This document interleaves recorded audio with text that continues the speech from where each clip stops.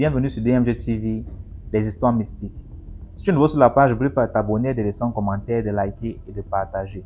Si toi-même tu ne sais pas que tu veux raconter, fais-moi signe en commentaire.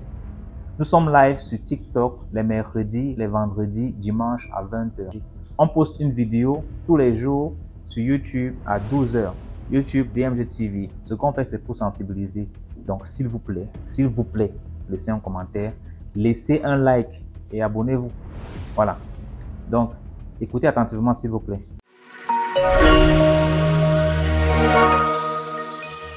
Que j'avais vécu étant petite, qui est resté gravé dans ma mémoire jusqu'aujourd'hui.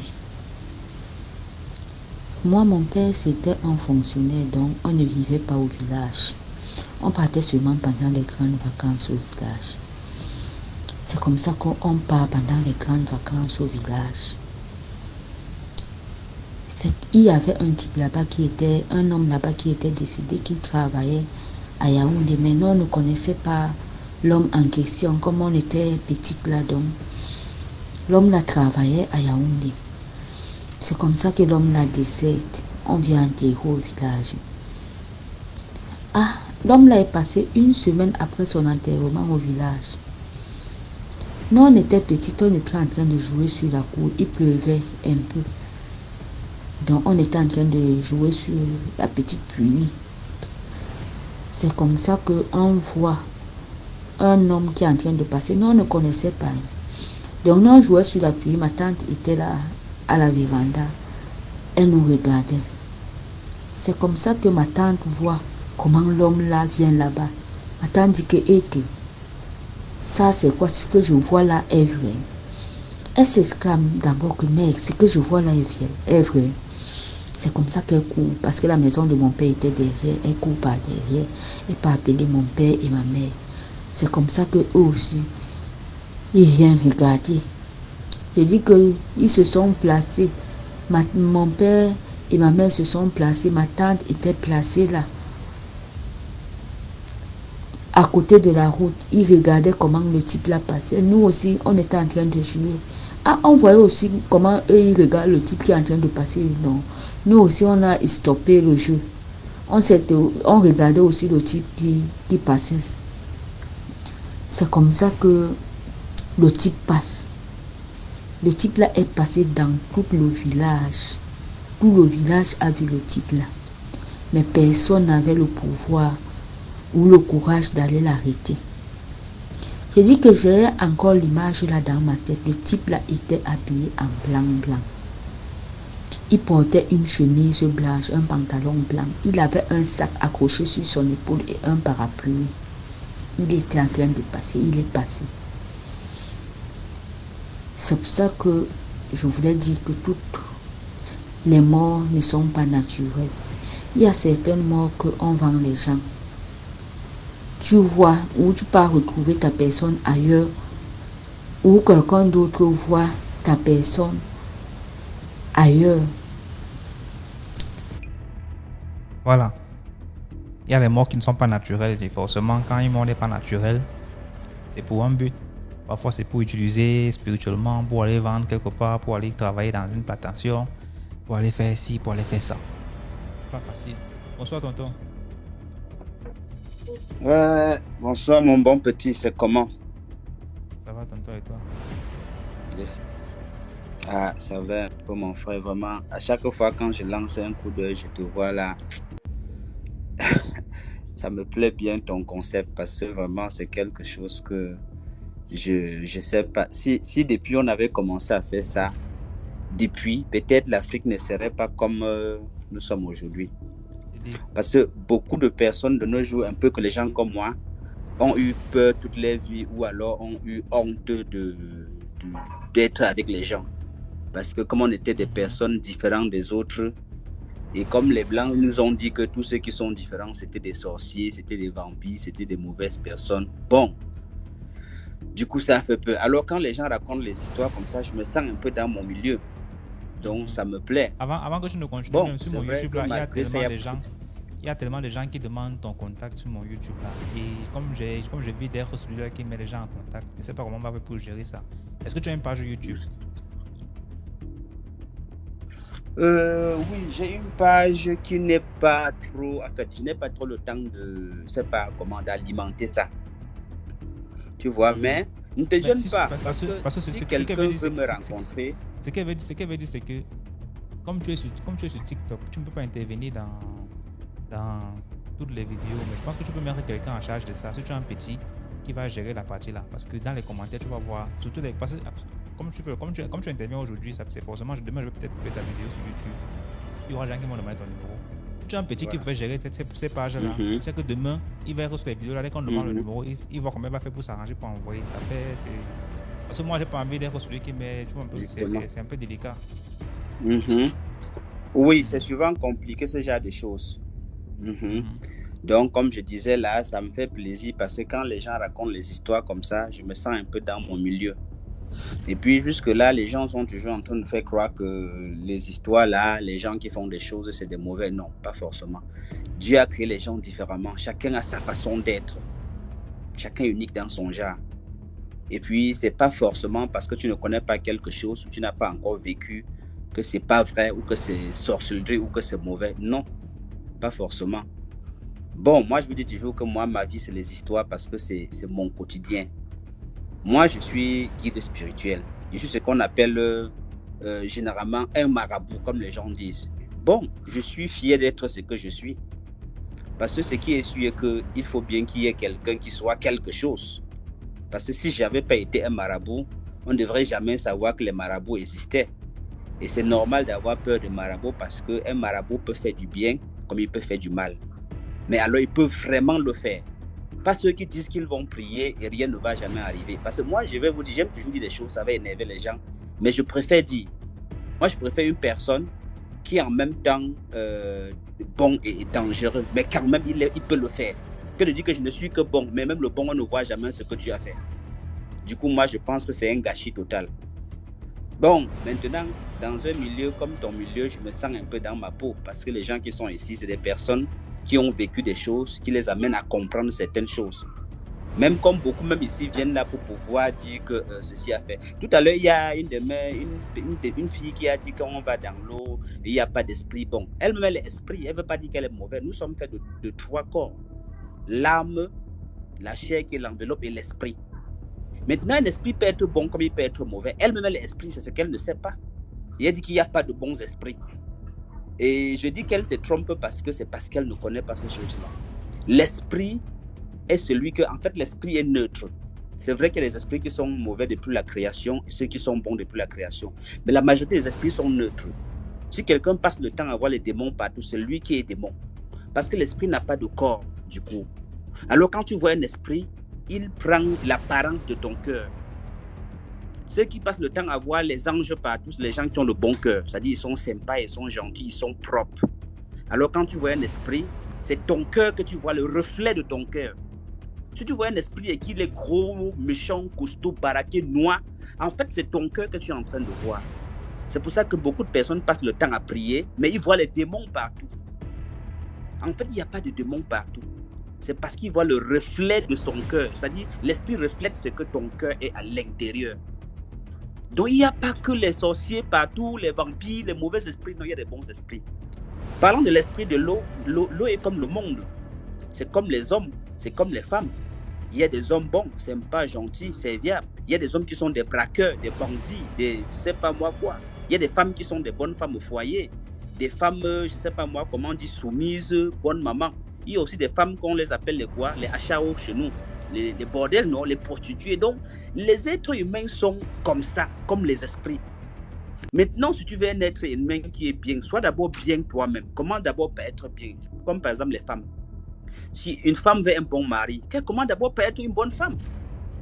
Tant que tu es une mauvaise femme, comment tu vas avoir un bon mari? Parce que même s'il est bien, tu vas le contaminer. Un homme qui vient vers toi et il sent directement que tu es mauvaise. Tu l'engueules, tu l'injuries, tu ne prépares pas, tu es en train de boire dehors. Il va finir par devenir comme toi. C'est comme ça les esprits. Je vous assure que si vous avez des bonnes intentions, vous êtes propre, vous êtes sympa, gentil, vous n'êtes pas là pour sortir des esprits pour faire du mal aux gens, pour les esprits qui vous donnent l'argent, et vous voulez des esprits simples pour sympathiser avec vous, pour faire amitié avec eux, vous allez rencontrer des bons esprits, il y en a. Moi, personnellement, j'ai eu la chance d'aller délivrer une femme à l'eau qui vendait des beignets. Alors, elle avait sa copine à côté, comme pour commencer mon histoire. D'ailleurs, ce soir, c'est juste une histoire que je vais raconter parce que je n'ai pas beaucoup de temps. Alors, la dame vendait les beignets. Ça se passe à Douala. L'autre est Bamleke, l'autre est Douala. Alors, la femme Douala avec ce qu'on appelle le djengou. Le djengou, c'est les esprits de l'eau. Le djengou fait partie de ses ancêtres. Alors, c'est comme ça que, étant un enfant obéissant, sympa, gentil, elle était dans une vie de galère, de misère. C'est comme ça que sa grand-mère revient en rêve, lui dit, ok, je vais te donner 1000 francs. Avec les 1000 francs là, tu vas faire ton fonds de commerce, tu vas faire les beignets. Et ces beignets là, tu vas subvenir aux besoins de toute la famille. C'est comme ça qu'on l'a pris, on l'a nommé chef. Elle a d'abord commencé par faire les beignets. Sa grand-mère lui dit, tu vas venir demain au bord, au Vouri, au bord de l'eau. Tu vas te balader le long de fleuve et tu vas trouver un billet de 1000 francs. Tu vas le ramasser. Avec ça, tu vas aller acheter la farine, tu vas faire les beignets. C'est donc ce que la femme a donc fait. Elle est allée au bord de l'eau, elle se baladait jusqu'à ce qu'elle trouve les 1000 francs. Elle est rentrée, effectivement, c'est ce qu'elle a fait. Elle a commencé à acheter la farine, 1 kilo, les ingrédients, les vues et tout. Elle a commencé à faire les beignets dans le plateau, elle se baladait avec. Ça passait tellement que quand elle faisait 1 kilo de farine, en moins d'1 heure de temps, c'est fini. Elle rentre, refait, ainsi de suite. Pour finir, elle a ouvert son beignétariat. C'est donc comme ça qu'il y a notre dame Bamleke, comme c'est les gens qui aiment bien faire le commerce. Elle se rend compte que le business de celle est florissant parce que les gens remplis là-bas, elle faisait seulement beignets, bouillis et haricots. Les gens garaient les Mercedes et tout pour venir manger. Et elle est aussi allée ouvrir sa part de beignets à côté. Elle a aménagé bien, elle a même commencé à faire tout, même le riz sauté et tout, et tout, et tout. Maintenant, ça ne passait pas. Elle était surprise que quand celle-là va faire ses beignets, elle va tout vendre. Il n'est que 19, elle a déjà tout vendu. Celle-là, parfois, va traîner même parfois jusqu'à 22h, 23h. Et elle va rentrer avec sa farine, elle va jeter.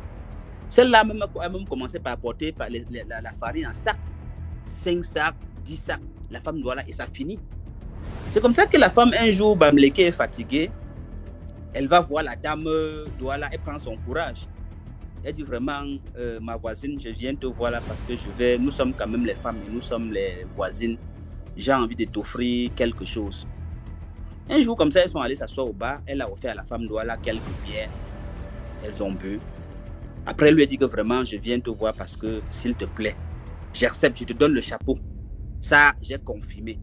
Moi, je suis allé chez moi au village, j'ai fait les rites, les coutumes, les traditions. Ma part de marché ne passe pas.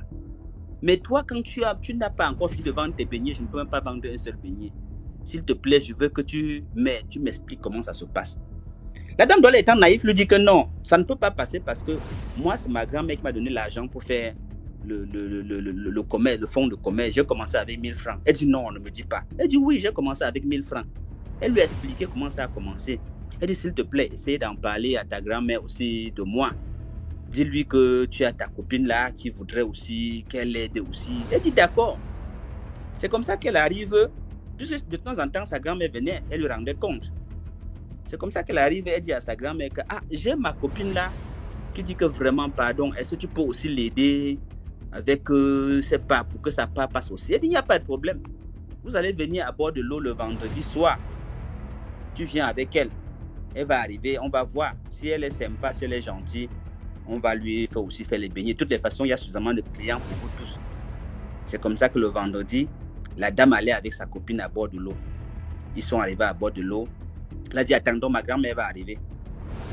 Ils ont attendu. À un certain heure, une belle dame, une jolie dame, une sexy dame, même plus jeune, une petite fille. Elle dit, voilà ma grand-mère. Elle dit, mais attends, comment tu peux me dire la petite fille là? C'est ta petite fille ou c'était? Elle dit, c'est ma grand-mère. C'est comme ça que la grand-mère est arrivée. Elle a dit que, ok, tu voulais me voir? Elle a dit que oui. Elle dit, qu'est-ce que tu veux? Elle dit, non, s'il te plaît, je voudrais que tu m'aides aussi à faire les beignets comme ma copine là pour que ma part passe aussi. Elle dit, non, il n'y a pas de problème. Si tu veux faire les beignets, il n'y a pas de problème. On va te demander de faire les beignets. Mais tout ce que tu vas faire, tu vas venir dans l'eau là, te présenter. Tu vas dire d'où tu viens, l'enfant de qui tu es. Elle lui a dit qu'on va aller dans l'eau. Et c'est comme ça qu'elles sont parties dans l'eau. Mais malheureusement pour elle, quand elle arrivait dans l'eau, on lui demande, elle n'avait pas connu son père. C'est pour ça qu'on demande toujours de connaître, de chercher à connaître le père, la mère. Elle arrive dans l'eau, on dit que ok, présente-toi ici, tu te présentes, tu dis ton nom, le nom de ton père, le nom de sa mère. Elle a juste dit le nom de sa mère, mais le nom du père ne connaissait pas. Maintenant, il fallait qu'elle passe le temps là-bas, juste à connaître le nom de son père pour faire les présentations avant de ressortir. Et c'est comme ça que la femme est restée dans l'eau. À l'heure actuelle, je vous parle, cette femme est toujours dans l'eau jusqu'à aujourd'hui. Et la dame a donc raconté, parce que comme elle était naïve, elle est arrivée, elle a raconté quand on a commencé à chercher la dame, que mais la femme s'est partie. Au lieu de se taire, elle a dit que non, elle est venue me rencontrer, elle m'a demandé de l'amener là où ma grand-mère m'avait donné. La femme, je ne sais même pas si elle a même eu des problèmes ou pas, parce que la dernière fois, il était question, la famille avait porté plainte, je ne sais pas comment ça s'est passé. Maintenant, nous, on est parti essayer de voir si on pouvait trouver le corps, si on pouvait. La femme était confisquée à l'eau. Donc, généralement, quand tu vas dans l'eau, si elle était allée dans l'eau avec les bonnes intentions, elle serait sortie. Parce qu'elle est allée avec l'intention de défier sa copine. Et même c'est-à-dire c'était une femme qui avait trop de problèmes, trop de duels avec les gens. Elle voulait que son marché marche pour qu'elle puisse quitter de son foyer. Elle avait des ambitions, par exemple, quitter de son foyer pour aller faire telle chose et telle chose. Mais quand ils ont constaté que ses intentions n'étaient pas bonnes, c'est comme ça qu'elle est restée dans l'eau. Par contre, si elle avait les bonnes intentions comme celle-là, faire le marché, s'occuper de la famille de l'autre dame, veiller sur elle, elle devait s'en sortir. Donc, généralement, les esprits, c'est nous qui rendons les esprits mauvais ou bons. Tu ne peux pas aller dans l'eau, tu vas aller chercher l'argent, la richesse, tout simplement. Non, va dans l'eau si tu demandes au moins peut-être peut-être même la purification, peut-être tu demandes pour aller faire peut-être la santé. Là, on peut te donner. Et en passant pour vous dire encore, si quelqu'un va à l'eau, si un jour quelqu'un a une maladie, par exemple, comme la folie, par exemple, expérimenter. J'aime pas les croyants, j'aime les gens qui expérimentent. Amenez-moi cette personne dans l'eau. Vous allez voir qu'arriver dans l'eau, la folie va finir. Ceux qui sont les spiritualistes, qui essayaient un peu de voir, parce que moi, j'aime les gens qui expérimentent. La mer que vous voyez là, c'est la mer de tout le monde. C'est-à-dire c'est la plus grande force, la plus grande force. Il n'y a pas de force comme la mer. C'est quand vous voyagez, on vous demande toujours que si vous avez vos gris-gris, laissez-les avant d'entrer dans l'eau. Parce qu'il n'y a aucune force qui défie l'eau. Maintenant, si tu as par exemple un truc comme un esprit ou alors la folie qu'on t'a seulement fait, dès que tu entres dans l'eau, plus que la force de la mer et la pluie, il n'y a pas de force plus que la force de la mer. Dès que tu vas entrer dans l'eau, cette force va t'attendre à l'extérieur de l'eau. Essayez, si vous avez un membre de votre famille, et que ce n'est pas une pathologie qu'on a seulement, qui est une pathologie normale, parce qu'il y a des pathologies qui attaquent le cerveau normalement, et que là, ce n'est pas mystique. Si c'est réellement un cas de sorcellerie, ou un esprit qui a possédé quelqu'un, essayez. Amenez-moi cette personne dans l'eau. Dès que vous arrivez à l'eau, dès que la personne est en contact avec l'eau, vous allez rendre compte que la personne devient normale. Vous explique qu'est-ce qui se passait, vous dit qui est la personne, elle cause avec vous. Mais dès qu'elle ressort de l'eau, la folie reprend encore le dessus. Donc j'ai envie d'expliquer aux gens que n'entendez pas souvent les choses des gens qui disent que non, prière fait que tout est mauvais, tout est sorcier, c'est ça qui a tué l'Afrique jusqu'à aujourd'hui, parce qu'on a tellement de bonnes choses en Afrique. Mais comme les autres ont voulu, ils ont dénigré. Il y a des gens qui sont capables d'aider les gens qui souffrent là. Carrément que tu souffres, que ça ne coûte même rien à personne. Ça dit c'est du revers de la main qu'il t'aide. Mais comment tu as fait comprendre que c'est sorcellerie, c'est diabolique, c'est négatif? Bon, on laisse donc avec ces choses-là. L'eau de la mer que vous avez, les affaires de trompe bouchée, les affaires de kyste, l'eau de la mer, vous buvez, c'est du sel, vous buvez avec, ça va partir, si l'intention est bonne. Maintenant, quelqu'un va vous dire que non, évitez, il ne faut pas avoir, n'allez jamais à la mer, il y a que des esprits, tous les esprits sont mauvais, il n'y a pas de bons esprits. Dieu est un esprit et Dieu est bon. C'est parce que les gens ont des spiritualités, c'est-à-dire qu'ils ne réfléchissent même pas un peu. C'est-à-dire qu'ils sont focalisés sur la peur que le blanc est arrivé avec. Et puis ils versent tout dans la poubelle. Tout le bon et le mauvais. Tout est négatif pour eux.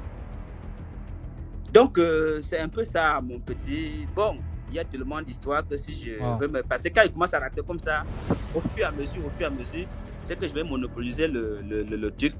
Et puis, ce serait pas bon. Tu es dans quelle ville maintenant? Je suis à Yaoundé, à côté du président. Ok. Il va falloir que je t'invite ici. Oui, le voisin. Je vais même faire 2 jours ici. Non, il n'y a pas de problème. Attends, si tu m'invites, tu peux Boya, il y a l'eau à Boya. Moi, j'aime là où il y a l'eau. Oui. Toi, il y a l'eau à l'île, c'est quand même à côté. Ah, voilà. Non, s'il faut que je vienne là-bas, je viens, j'ai pas de souci. Avant, j'étais à pied. On m'a offert une très grosse voiture. Maintenant, je m'ennuie. Je ne sais même pas où aller avec. Donc, s'il faut venir là-bas, moi, j'ai pas de... En cause inbox, tu montais dans ton live la dernière fois. J'étais fait un signe, tu t'es tellement occupé à expliquer un truc là. Tu ne m'as même pas vu. Oh, c'est que j'ai pas vu. Comment je vois le boss, je ne dis rien comment. En Tu tout es cas, quand on même posera notre boss inbox. parce que quand je vois ta communauté, vraiment, non, c'est pas facile, gars. Faut dire vrai. Pour avoir une communauté comme toi, c'est que. Et c'est ça la spiritualité, c'est la réflexion. Beaucoup de personnes pensent que non.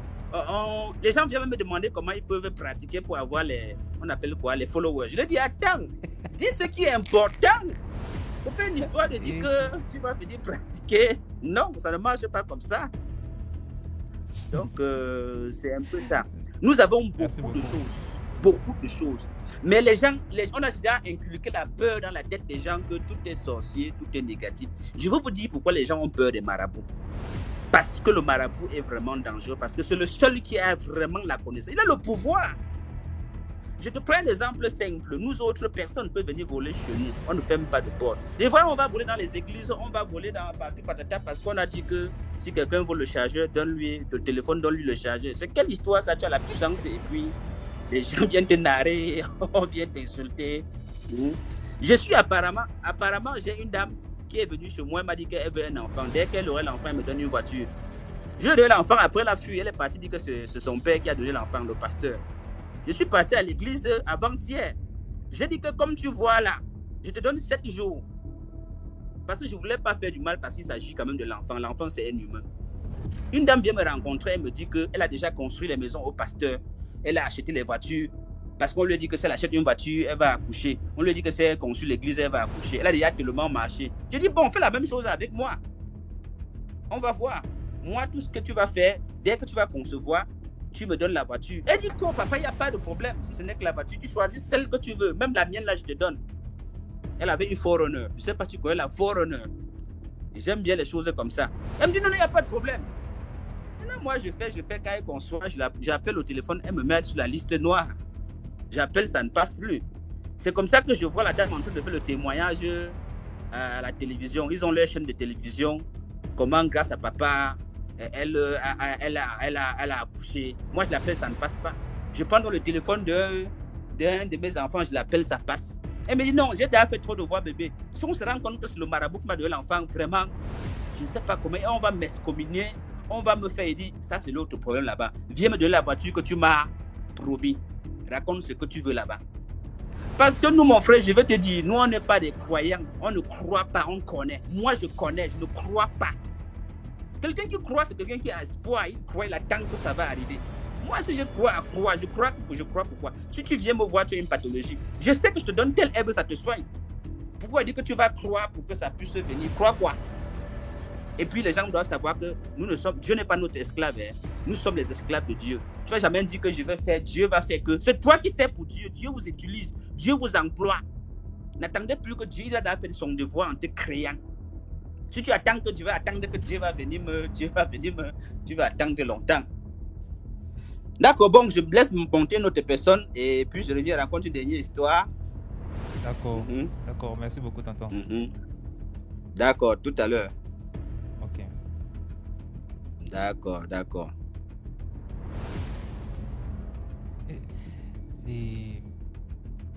C'est tellement dynamique. Est-ce qu'il y a le temps de s'ennuyer avec un tonton pareil? Il n'y a pas le temps de s'ennuyer. Il lâche des punchlines à chaque moment, c'est pas facile. Ok. Elle dit que grâce à papa, j'ai eu l'enfant. Et c'est ça, hein. Tu vois, les femmes de nos jours, tu peux avoir un guérisseur pour avoir quelque chose. Tu es en même temps dans l'église, en même temps tu es chez un guérisseur, en même temps tu es à l'église, tu es dispersé. Donc un pied dedans, un pied dehors. Et puis tu te plains que machin, patati patata. Après, c'est qui ici? Oui. Tu peux prendre l'enfant chez le guérisseur, tu peux le témoignage à l'église. On appelle ça la polygamie religieuse. C'est fou. La polygamie spirituelle. Tu prends l'enfant chez le guérisseur, tu témoignes à l'église.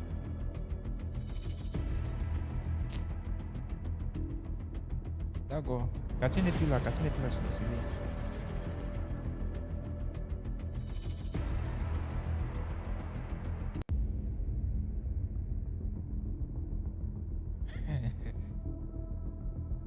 Oui, Cathy n'est plus elle n'est plus en attente. Yvan. Bonsoir, bienvenue. mais maintenant, maintenant, il y a un problème. On ne peut pas continuer l'histoire, on va devoir la recommencer. Il n'y a pas de souci, je vais recommencer. D'accord. Bon, comme je disais, c'est l'histoire de mon cousin qui avait 13 ans, qui fréquentait au lycée Bien de Dedo. Bon, étant donné que nous sommes amis, bon, lui déjà, il avait déjà ce comportement un peu de rebelle dès son temps d'enfance. Donc, il avait un peu l'air rebelle, quoi. Sa mère avait tendance à lui dire, ta compagnie, là, moi, je ne les apprécie pas, tout ça, il faut essayer de voir, mais bon, lui, il s'en foutait, quoi. Bon, un jour, pendant la période de KMS à l'école, lui, il a donc décidé de partir avec ses amis. Bon, déjà, pour moi, dans sa bande, il est le seul ami. Chose que ma tante avait déjà remarqué, sa mère avait déjà remarqué. Ils ont décidé d'aller nager à la base Elf, au Vouri, quoi. Après le côte du Vouri, avant que ça ne soit comme Dangote, avant que Dangote n'utilise ça comme le port, quoi. Ils avaient décidé d'aller nager à la base Elf. Donc, il est sorti de la maison, on savait, en fait, il partait à l'école. Puis, il a fait son virage, il est allé du côté de la base Elf. En fait, bon, mon cousin, déjà, qui était un bon nageur, puisque chez nous, on faisait les cours de natation, on connaissait, en fait, on a de quoi nager, nous savons tous nager, quoi. Lui, déjà, qui était très bon nageur, nageait avec ses amis, il nageait avec ses amis, et puis à un moment, bon, là, c'est la personne ceux qui ont vécu la scène qui nous raconte, quoi. La personne nous fait comprendre qu'il était en train de nager avec ses amis, ses camarades, et puis à un moment, lui, il a commencé à suffoquer. Il tient à préciser que, bon, lui, déjà, il était épileptique. Mon cousin était épileptique, mais il nageait. Je ne sais pas si c'est une crise qu'il avait pris. Bon, au fait, il commençait à crier à l'aide. Quand il criait à l'aide, bon, ses camarades sortaient tous de l'eau. Par peur. Ils sortaient tous de l'eau par peur. Il était 6. Ses 5 camarades sortaient tous de l'eau. Il y avait un pêcheur dans les côtes. Il était un pêcheur là, aux côtes, aux assises. Lui, il décide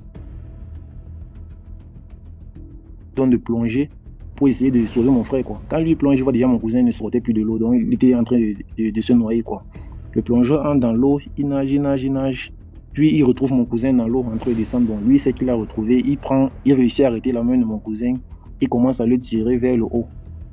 Quand il le tire vers le haut, il ressent comme une pression qui est en train une force qui le tire également, qui l'attire également lui vers le bas. Il essaye de résister, il résiste, il se rend en fait compte que lui n'arrive même plus à tirer mon cousin, c'est lui donc on est également en train de tirer. C'est là où il lâche la main de mon cousin et puis il remonte à la surface. Quand il remonte à la surface, il fait appel à d'autres pêcheurs qui étaient aux environs. Les gars plongent, essayent un peu de chercher. Hélas, bon, au fait, on fout le sac de classe de mon cousin, on voit le numéro sur les cahiers, comme lui, mon cousin faisait 6e, 5e. On voit le numéro sur le cahier, le numéro sa tenue. On appelle les parents, en fait on nous tient informés, quoi. Le même soir, on appelle la garde maritime. Là c'est une histoire depuis 13 ans, ça fait 13 ans de cela, oui, 13 ans. On appelle la garde maritime, la côte maritime, on a effectué les fouilles, mais malheureusement, hélas, ils n'ont rien trouvé. Pendant 2 jours, il y a eu les fouilles aussi le Vouri, pendant 2 jours, on n'avait rien trouvé. Bon, entre-temps, 5 ans plus tard, sa soeur, ma cousine, commençait à faire des rêves lui concernant, où il disait que dis à maman de venir me chercher, il fait froid où je suis, tout ça. Bon, la première fois, il a négligé le rêve, disant qu'au fait, c'est peut-être le manque de son frère qui lui fait rêver de cela. Bon, il a fait ce rêve 3 jours consécutifs. C'est là où il interpelle donc sa mère, dit que voilà ce que je suis en train de rêver.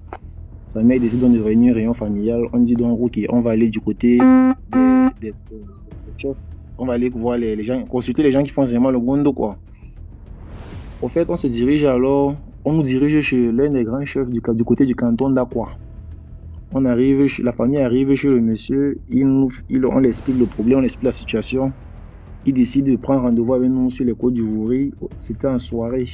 Ils sont allés là-bas, le monsieur est entré dans l'eau. Bon, pas entré totalement, mais il est entré de pied dans l'eau.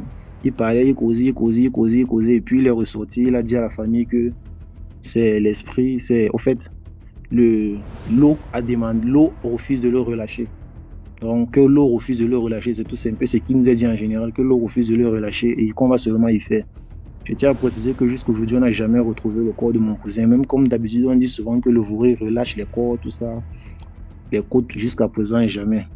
Donc, au fait, et le chef nous avait donné un message également, et ça peut servir de sensibilisation ici pour tout le monde ici, c'est que tous ceux qui ne sont pas côtiers, évitez le Vouri. Parce que ces eaux ne sont pas des eaux normaux, ce sont des eaux où on fait des rituels et des sacrifices et ce n'est accessible uniquement à ceux qui appartiennent à cette tribu. Et effectivement, ça fait comprendre que c'est parce que mon cousin n'était pas de ces eaux, quoi. Il était, parce que nous ne sommes pas amis. C'est un peu ça, quoi. Donc la leçon à tirer ici, c'est premièrement à ceux qui ne sont pas côtiers de ne pas s'aventurer dans ces eaux. Et aussi aux jeunes qui sont têtus et à vouloir faire des frivoles, de partir nager dans des cours d'eau qu'on ne sait vraiment pas. On n'a aucune idée, tu n'as aucune idée de ce qui se passe dans ces cours d'eau. Tes amis te disent, ok, viens, on pas nager, tu peux aussi, tu te cours, tu peux nager. Donc on ne sait pas si on l'avait sacrifié ou si quoi que ce soit. Bon, jusqu'à présent, c'est un chagrin qui reste un mystère dans notre famille. C'est un peu ça. C'est tout. Merci beaucoup, Yvan, pour l'histoire. Bonsoir, comment allez-vous? Je vais bien, merci, et toi? Hein, ça va. Bon, je suis là pour raconter une histoire qui m'a été racontée par mon papa. Ah, Il m'avait dit qu'il y avait un de ses amis racontez qui pas. vivait, mon papa, Ok. pas mon père. Il m'avait dit que il y avait un de ses amis, en fait, dans leur village là, ils adoraient l'eau. Maintenant, cette eau-là, il n'y a pas de poissons dans cette eau, mais ce sont des serpents. Des serpents dans cette eau. Maintenant, c'est à son tour, et c'est pas ça se transmet de génération en génération, si je ne me trompe pas. C'est à son tour d'aller adorer cette eau-là, et il a refusé tout. Donc, c'était devenu genre un problème grave. Donc à chaque fois, il voyait les serpents dans sa maison et tout, parce qu'il avait refusé d'aller adorer cette eau-là. Donc il voyait les serpents, genre un peu partout. Même les gens même le connaissaient même pour ça, affaire des serpents là. Donc les serpents le poursuivaient. Maintenant, n'est-ce pas une fois, en pleine ville, un serpent a commencé le serpent le poursuivait en fait. Donc il a commencé à courir. Donc quand il courait, il a rencontré les gens sur la route.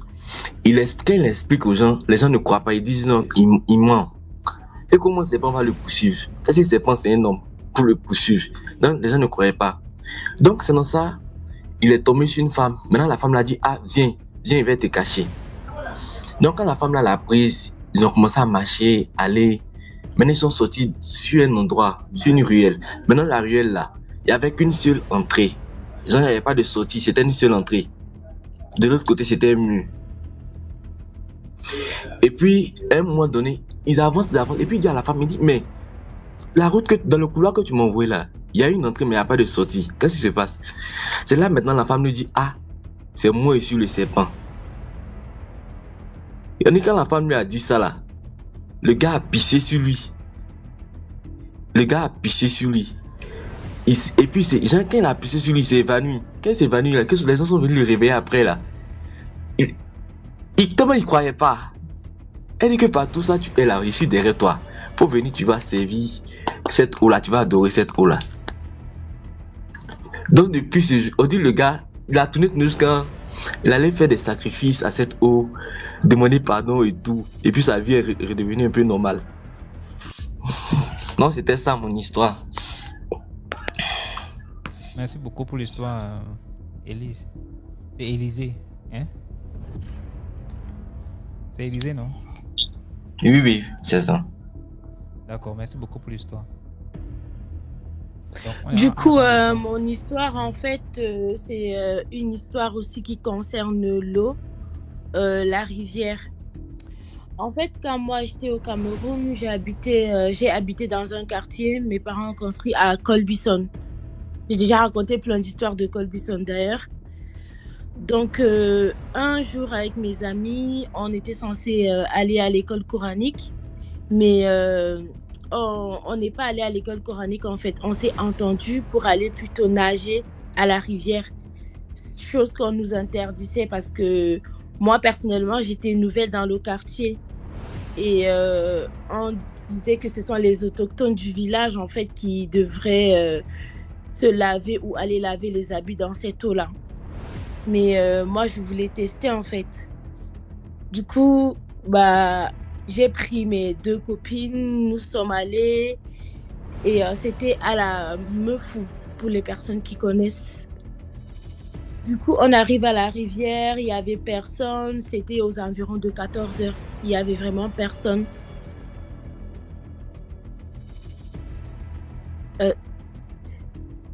On se déshabille, on entre dans l'eau, on commence à nager et tout. Et parmi mes 2 copines, en fait, il y a une qui a grandi dans le quartier, donc qui connaissait la rivière. Elle nous indique comment est-ce qu'on doit passer parce qu'à un moment, il y a un peu des pierres dans l'eau et tout. Elle était devant. C'est pas on est en train de nager, on est en train de s'amuser. Il y avait des zèbres autour, en fait. Je vois, il y a un petit serpent jaune-noir qui passe. Moi, j'ai eu peur, j'étais toute figée et en même temps, le serpent disparaît et il y a ma copine, celle qui nous dirigeait, celle qui était toute devant, qui était en train de se noyer, en fait. C'est comme si elle était dans l'eau, mais qu'elle est tombée dans un puits. C'est comme s'il y avait un trou au milieu de l'eau. Du coup, elle tire l'autre qui est à côté d'elle. L'autre qui est à côté d'elle me tire. Du coup, toutes les 3, on était en train de se noyer. Et après, Dieu merci, il y a un garçon qui était dans les environs. Je ne sais pas comment il a fait pour être là, d'ailleurs. On l'appelait Manchot. C'est quelqu'un qui est handicapé. On l'appelait Manchot dans le quartier. Il est venu et tout, il nous a aidés. Je sais pas comment il a fait, il est entré dans l'eau. En plus, il marchait avec ses genoux, enfin. Il est handicapé des pieds et des mains. Il a réussi à nous sauver, il nous a fait sortir de l'eau. Quand il nous a fait sortir de l'eau, à côté, il y avait une maison et nous, on n'avait pas du tout remarqué qu'il y avait une dame debout devant la porte dans la maison. La dame, elle a commencé à crier sur lui. Elle a commencé à parler en leur langue et tout. Elle disait, Manchot, au calgama, Maïki mojo, Maïki. Elle parlait. On entendait seulement Aoussa. On entendait seulement ça.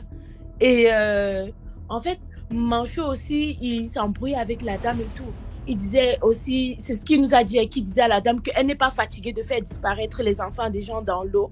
Elle n'est pas fatiguée de faire disparaître les enfants des gens dans l'eau. Waïki, quoi. Bref, ils ont commencé à s'embrouiller. Les gens se sont entassés autour de nous. Moi et mes 2 copines, on était bien ballonnés, on était couchés au bord, en fait, de la rivière comme des baleines échouées parce qu'on était fatigués. On avait tellement bulot. Et après ça, on nous a interdit de venir à la rivière. Ça a fait un peu d'histoire entre nos parents et la dame et tout. Donc voilà. Wow. Quand tu parles de le boulot, c'est les tournes, c'est quoi que tu parlais là? Mais je te dis que c'est resté dans ma tête parce que c'est ce que la dame disait. Et même quand je te raconte l'histoire là, je revois la dame devant moi en fait en train de crier sur le garçon qui nous a aidés. Wow. Bon, merci beaucoup, Grain de Café, pour l'histoire. Je t'en prie, je descends. Merci. Jean-Claude, tu peux continuer. Ok, comme je le disais, c'était l'année 2021. En ce moment, j'étais parti passer les vacances au village. Maintenant, qu'est-ce qui s'est passé? Il y avait un jeune qui a été tué par son père dans la sorcellerie.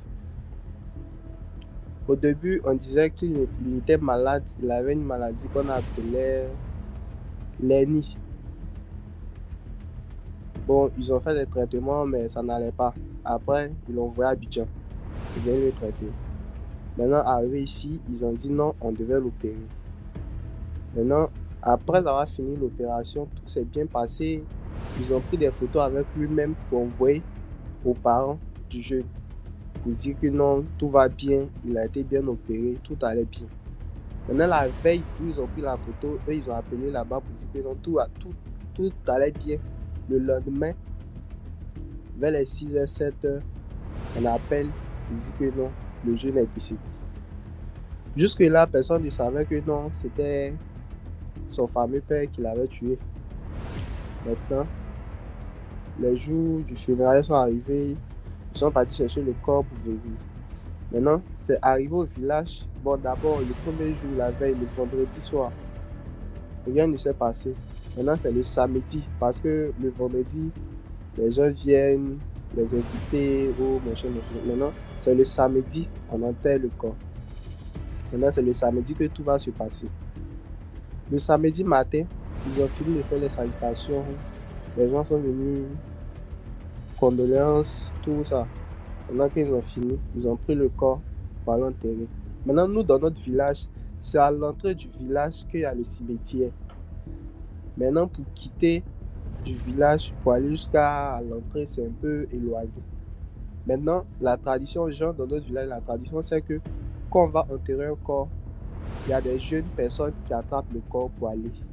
Maintenant, si la personne qui est morte qu'on va enterrer a été tuée dans la sorcellerie, la personne genre, va se promener pour aller chercher son tueur avant de partir, ou bien chercher à s'incarner dans un corps pour parler avant de partir. Donc, c'est dans ça, ces jeunes, ces amis ont pris le corps, ont pris le cercueil pour aller faire l'enterrement. Donc, c'est en allant. Bon, tout s'est très bien déroulé. Hein. Ils ont pris la route, ils sont partis jusqu'à arriver à l'entrée du cimetière. C'est là, il y a une personne qui a dit un truc dans notre ethnie que donc tu vas partir te coucher sans montrer la personne qui t'a tué. Tu vois? Donc, c'est quand il a dit ça, le corps s'est automatiquement retourné. C'est-à-dire le cercueil s'est retourné avec les jeunes. Les jeunes ont commencé à courir avec le cercueil pour revenir dans le village. Maintenant, pendant ce temps, c'est-à-dire le père même, pendant qu'on va enterrer ton fils, il est dans un maquis, un mini maquis, en train de boire de la bière. Donc, qu'est-ce qui s'est passé? Les jeunes qui couraient avec le cercueil, ils ont pris le raccourci.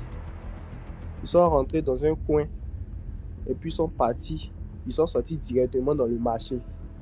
Maintenant, quand ils sont sortis dans le marché, le corps les a pris pour venir jusqu'à arriver dans un coin où il y avait un bar.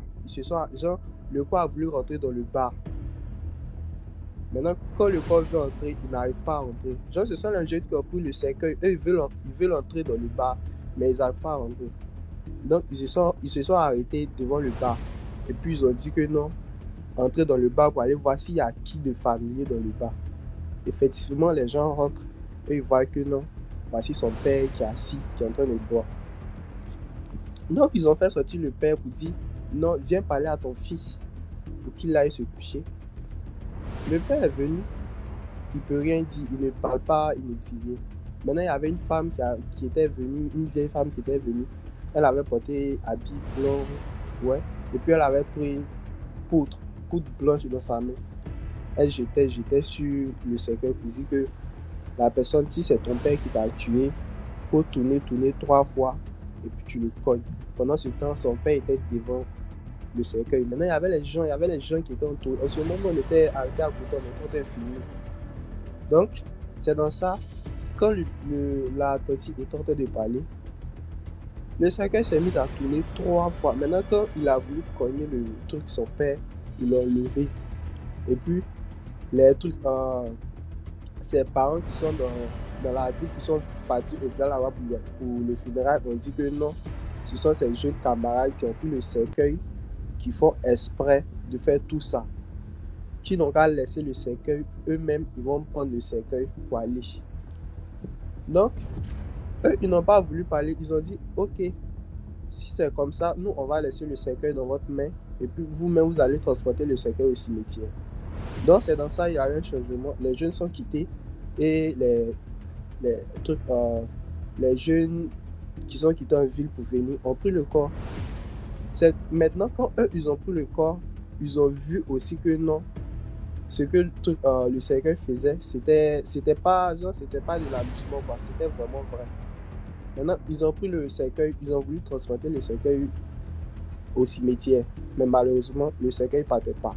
À chaque fois, le cercueil les faisait promener. Maintenant, pendant ce temps, ils ont pris son père pour aller le cacher. Ils disent non, il ne faut pas qu'ils vont laisser le cercueil promener son père. Donc, pour finir, les jeunes étaient fatigués. Ils ont dit que non, les jeunes du village n'ont qu'à les excuser, qu'ils n'ont qu'à venir récupérer le cercueil. Ils vont parler, et puis le cercueil va aller se coucher. Donc, les jeunes Eux, pour finir, on les a récompensés avec je ne sais pas combien pour dire qu'ils n'ont qu'à venir chercher le corps. Donc, ils ont pris le corps. Eux, ils transportaient le corps pour aller. Mais le corps partait pas. Le corps partait dans un... Genre, ils rentraient dans les maisons. Genre, il envoyait les gens dans les maisons et puis ils rentraient. Maintenant, arrivé un moment, le corps est parti jusqu'à dans la maison de son papa. Maintenant, il paraît que non, la maison de son papa, il avait fait, genre, la maison de son papa, un temps, il y avait un côté qui était tombé. Maintenant, le côté qui était tombé, c'est lui qui a refait le coin où c'était tombé avant qu'il ne meure. Maintenant, il est parti là-bas, arrivé là-bas, les jeunes ont cogné le coin où il a fait avant qu'il ne meure avec son cercueil, jusqu'à ce que le coin là tombe. Le cercueil même était, on peut dire, un peu cassé. Donc, ils ont dit si ça continue comme ça, que le corps même va sortir. Donc, c'est dans ça, ils sont partis dans une maison, ils ont déposé le cercueil. Et puis, il y a une femme qui est venue parler. Et puis, quand elle a fini de parler, en parlant, elle versait une poudre blanche sur le cercueil. Donc, elle a parlé. C'est quand elle a fini de parler qu'ils ont pris le cercueil. Ça, c'était aux environs de 15 heures. Parce que c'était vers les 9 heures, ils ont pris le cercueil pour aller. Maintenant, il a fait tout ce carnage-là. Ça a duré, je sais pas, presque 4 heures. Donc, aux environs de 15 heures, on partait. C'est là qu'ils ont pu prendre le corps pour aller enterrer. Maintenant, c'est après tout ça que la vérité est sortie. Maintenant, qu'est-ce qui s'est passé? Son père l'avait livré en sorcellerie. Maintenant, c'était pas son père qui était parti le prendre directement. Son père avait envoyé une jeune fille où ils habitent, dans la maison de son père. Genre, il est familier avec la fille, mais la fille n'habitait pas avec lui en ce moment. Maintenant, arrivé à un certain moment, la fille est venue habiter dans la maison. Elle est restée avec eux dans la maison. Déjà, c'était les gens qui ont envoyé la fille pour venir faire sa mission de se réveiller.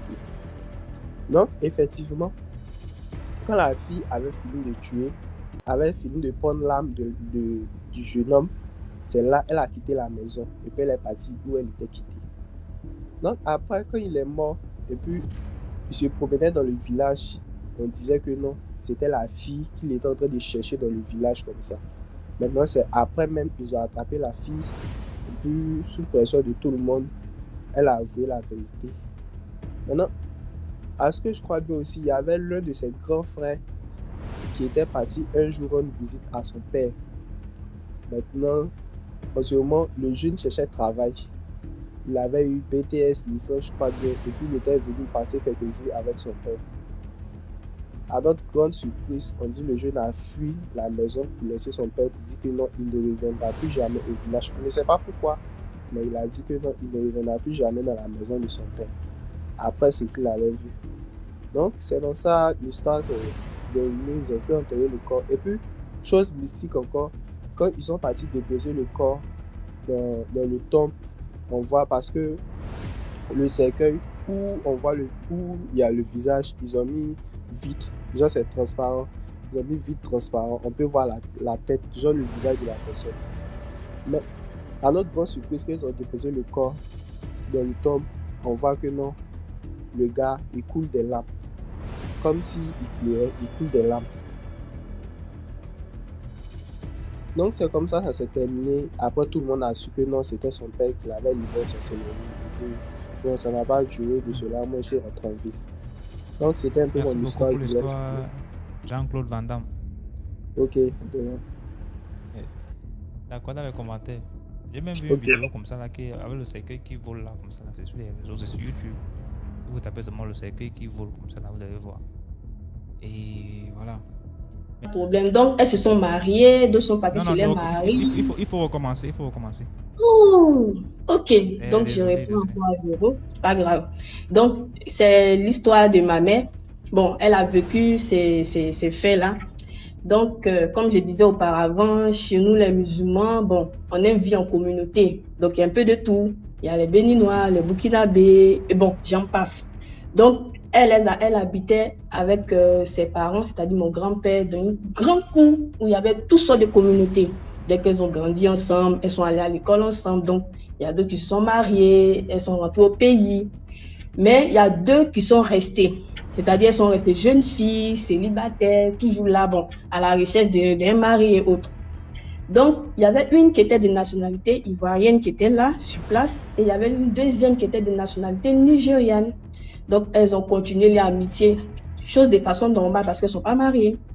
Donc, ma mère m'a dit que la fille nigériane a fait savoir à sa camarade ivoirienne qui est là qu'elle avait besoin qu'elle l'accompagne chez elle au Nigeria parce qu'elle a eu un mari.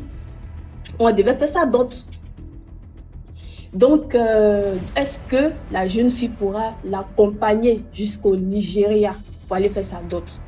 Donc, en complicité avec les parents de la jeune fille nigériane, ils sont venus voir la famille de la jeune fille et autres, montrer les photos d'un homme pour dire que, bon, on a besoin de votre fille, on va tout payer, elle va venir au Nigeria faire la dot de notre enfant et comme ça, on reviendra avec votre enfant tout tranquille. Bon, de toutes les façons, la famille a vécu ensemble, donc c'est normal, il n'y a pas de problème, les enfants ont grandi ensemble. Donc, effectivement, ils ont tout fait, tout, et envoyé la jeune fille au Nigeria.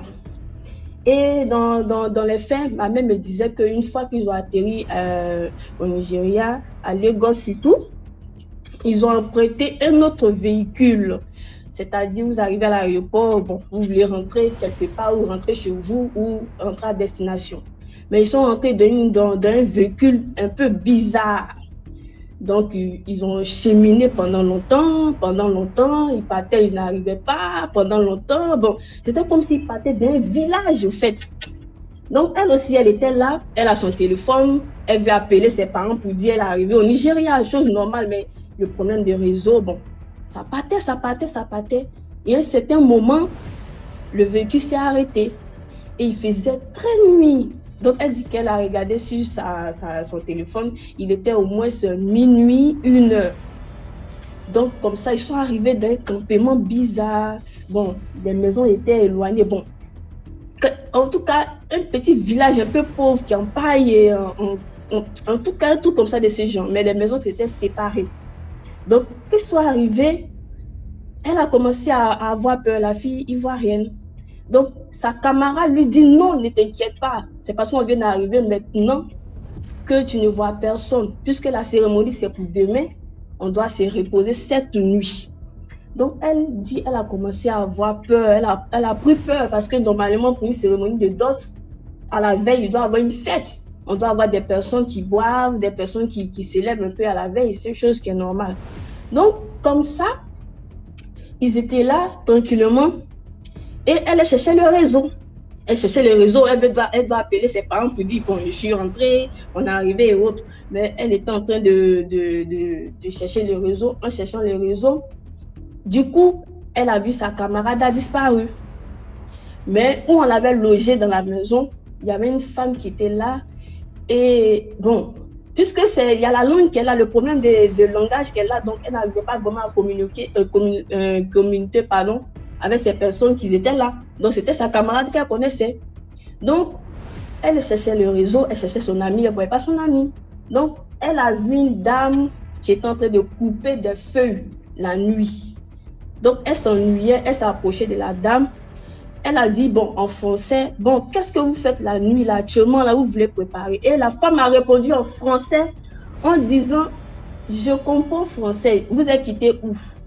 Elle dit que je suis quittée depuis la Côte d'Ivoire. Elle dit, ah, donc c'est vous. C'est moi comment? La femme n'a plus parlé. Donc, elle a eu peur. Donc, la femme est en train de couper des feuilles. Donc, elle a profité en même temps pour couper aussi quelques feuilles. Elle est en train de couper, aider la femme à faire couper les feuilles et en train de nettoyer et autres. Donc, en même temps, la femme a tiqué. Elle a dit, ah, le geste que tu es en train de faire, vraiment, tu es une fille bien.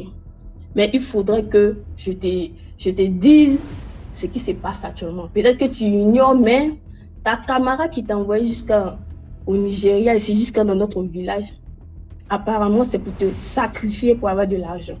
Donc elle a fait la complicité avec sa famille pour te faire venir jusqu'ici pour renouveler les pattes d'argent. Donc, elle a eu peur. Donc, la femme a dit, non, non, non, non, non, ne parle pas. Si tu parles, mon mari va me tuer, toi et moi. Donc, tu t'étais. C'est parce que tu es une fille bien, tu m'as vraiment aidé que je dois t'aider. Mais voici ce que tu dois faire. Il y a un certain moment, ton ami va apparaître avec mon mari. Ils vont te prendre, t'envoyer dans une rivière. Vous allez monter sur une pirogue. Vous allez arriver au milieu de la rivière. Il aura un médicament, il aura un peu de tout là-dedans. Mais s'il te plaît, fais l'effort de ne pas te laver avec le médicament en première position. C'est tout ce que je peux te dire. Donc la fille a eu peur, elle a eu peur, elle a eu peur. Bon, elle devait appeler tous ses ancêtres pour l'aider et autres. Donc effectivement, l'action s'est passée. Donc la fille a apparu. Bon, on lui a fait croire qu'il doit traverser la rivière pour aller de l'autre côté, pour aller voir certaines personnes. Donc effectivement, ils sont montés sur la pirogue et autres. Une fois qu'ils étaient sur la pirogue, effectivement, le monsieur a demandé à ce que la jeune fille se lave avec le médicament. Donc, la jeune fille a eu peur. Elle dit non, non, non, non, moi je ne peux pas me laver avec ce médicament-là, puisque c'est elle qui m'envoie ici. Donc, c'est elle qui doit se laver avec le médicament en première position. Donc, elle a dit non, non, non, non, non, non, non, non, non, c'est toi qui es ma camarade. Non, on est ensemble depuis longtemps. Moi, je ne veux pas te faire du mal. Donc, le médicament, normalement, c'est pour toi. Donc, elle a posé la question, donc le médicament sert à quoi, au fait? Elle dit non, normalement, chez eux, au pays, quand il y a un invité qui vient, normalement, on doit se purifier le corps, on doit nettoyer son corps. Donc, normalement, ça doit faciliter un peu la colère des ancêtres et autres. Elle dit non, elle ne se lave pas.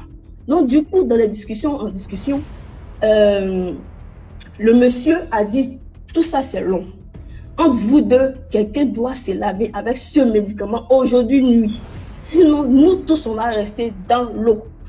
Donc, la fille, tellement la fille avait peur au début, tellement tu as peur, à un certain moment, la peur disparaît. Tu te dis, non, tu vas mourir à l'instant. Donc, la fille dit, elle ne se lave pas. Donc, la fille nigériane, quand elle a vu que vraiment, le monsieur était vraiment, vraiment énervé. Donc, c'est comme ça qu'elle a pris le canari, puis l'eau, elle a commencé à se laver. Elle a commencé à pleurer, elle dit, elle s'excuse pour ce qui s'est passé. Bon, un peu de tout, que ce sont ses parents qui l'ont poussé à faire ça. Bon, le temps que la fille lui demande à pousser à faire quoi? En même temps, la fille, c'est comme si elle avait une crise d'épilepsie et elle est tombée dans l'eau.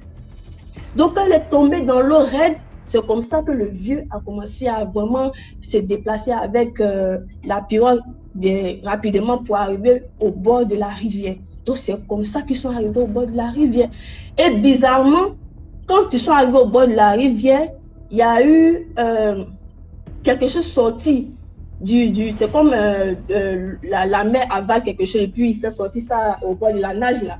Donc, il a fait sortir, de la rivière, pardon, a fait sortir 2 coris. Donc, les 2 coris qui sont tombés, le monsieur a pris les 2 coris et il a donné à la fille. Que tu as eu la chance, que je ne sais pas qui t'a sauvé, mais cette jeune fille avec ses parents sont venus te sacrifier. Mais comme ce sont les choses qui se sont inversées, les 2 coris que je t'ai donnés, je ne sais pas qu'est-ce que tu vas en faire, mais tant que tu auras ce coris-là, toute ta famille entière, jusqu'à 50 ans de tes générations, ils vont jamais connaître la pauvreté. Donc, tu t'en vas. Maintenant, si tu vois que ça ne va pas, tu peux appeler tes parents, tes propres parents, ils vont venir voir cette histoire-là. Donc, c'est comme ça que la fille s'est renseignée, comment elle va faire pour se retourner. Donc, le vieux l'a aidé à se retourner. Donc, c'est comme ça qu'une fois qu'elle est arrivée au pays, elle a fait savoir ça à ses parents. Ses parents disent non, que c'est pas possible. Que nous, on a vécu ici ensemble. Donc, c'est pas possible que telle famille peut pouvoir venir sacrifier notre enfant à cause de, je sais pas, de l'argent. Donc, ça a divisé la famille, ça a divisé même l'histoire même a vraiment divisé les familles et c'est comme ça que chacun est rentré dans son chacun. Mais jusqu'à aujourd'hui, ma mère me dit que la famille là, c'est une famille vraiment, vraiment, vraiment, vraiment, vraiment très imposante. Tout le monde a réussi, tout le monde a un peu de sous, tout le monde est dans son foyer. En tout cas, tout ce qui est bon est vraiment bon. Donc, c'est un peu ça l'histoire que je voulais raconter. Merci beaucoup pour l'histoire, Mme Watt. Bien, bien. Merci bien. Merci à tous les commentaires, merci à ceux qui indiquent le suivant dans les commentaires là. C'est important. Si nous tous on joue, je sais que vraiment je ne vais pas oublié de... Bonsoir, Bonsoir, Très Culture. ça va? Ça va très bien, ça. Ça va. Aujourd'hui, je vais vous raconter une histoire assez forte quand même.